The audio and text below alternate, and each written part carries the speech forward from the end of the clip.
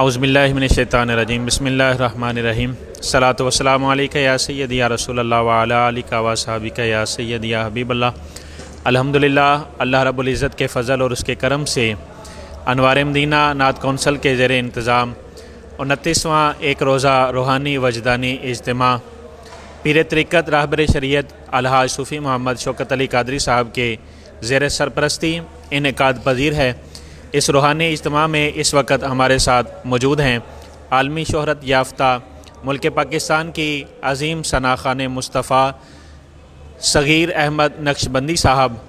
آپ کو انوار مدینہ قاسمیہ کی طرف سے، قبلہ صوفی شوکت علی قادری صاحب کی طرف سے، جملہ دیگر اراکین کی طرف سے دل کی عطا گہرائیوں سے خوش آمدید کہتے ہیں۔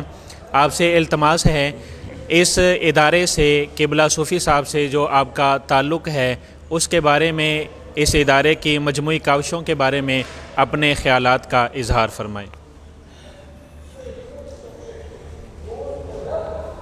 السلام علیکم ورحمۃ اللہ وبرکاتہ۔ میرے تمام دیکھنے والوں کو، چاہنے والوں کو بہت ہی پیارا میسج ابھی حضرت نے جس کا ذکر کیا، قبلہ صوفی شوکت قادری صاحب مدّ اللہ علی۔ میں بہت چھوٹا تھا جب سے حضرت کو میں جانتا ہوں، آپ کو دیکھا، جیسا پہلے دیکھا، آج ماشاءاللہ انوار مدینہ ایک بہت بڑی یونیورسٹی کی شکل اختیار کر چکا ہے۔ الحمدللہ حضرت کو اللہ نے بہت برکتیں دی ہیں، اور ادھر ادھر امام نے کہا تھا نا، سونا جنگل رات اندھیری، چھائی بدلی کالی ہے، سونے والوں جاگتے رہیو، چوروں کی رکھوالی ہے۔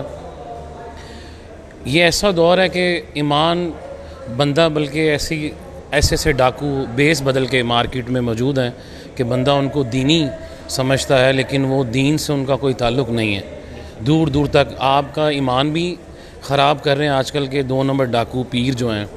اور سب سے بڑی بات یہ ہے، آپ کا مال، ایمان اور مل بھی کچھ نہیں رہا۔